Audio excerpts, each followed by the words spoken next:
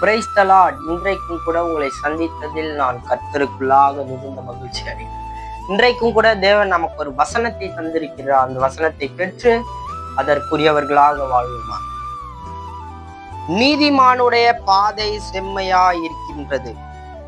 மகா நீதிபரராகிய நீர் நீதிமானுடைய பாதையை செம்மைப்படுத்துகின்றீர். ஏசாயா 26வது அதிகாரம் அதில் 7வது வசனம். நீதிமானுடைய பாதை செம்மையா இருக்கிறது. நீதிமானுடைய பாதை எப்பொழுதும் செம்மையா இருக்கின்றது. அது எப்பொழுதும் நான் செம்மைப்படுத்துவேன் என்று கர்த்தர் இந்த நாளில் உங்களுக்கு சொல்லுகின்றார்.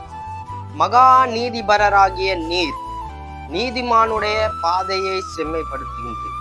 மகா நீதிபரர், மகா நீதிபதியாகிய கர்த்தர் அவர்கள் நீதிமானுடைய பாதைகளை செவ்வைப்படுத்துகிறேன் என்று கர்த்தர் இந்த நாளில் உங்களுக்கு சொல்லுகின்றார்.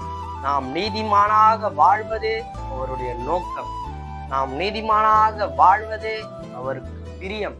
நாம் உலகத்தில் உள்ளவரை நீதிமானாக இருந்து நீதிமானாக வாழ்ந்து அவருக்குள்ளாக நாம் கடந்து செல்ல வேண்டும். நாம் உலகத்தில் இருக்கும் வரை நம்மை எதிர்ப்பார்கள், நம்மை பகைப்பார்கள், நம்மளுக்கு எதிராக யுத்தம் பண்ணுவார்கள். ஆனாலும் நம்மை மேற்கொள்ள முடியாது என்று கர்த்தர் இந்த நாளில் உங்களுக்கு சொல்லுகிறார். அது எங்க வசனத்தை பெற்று இதற்குரியவர்களாக வாழ்வோமாக. மீட்பர் இயேசு கிறிஸ்துவின் மூலம் ஜெபித்து முடிக்கிறேன் பிதாவே. ஆமென். God bless you.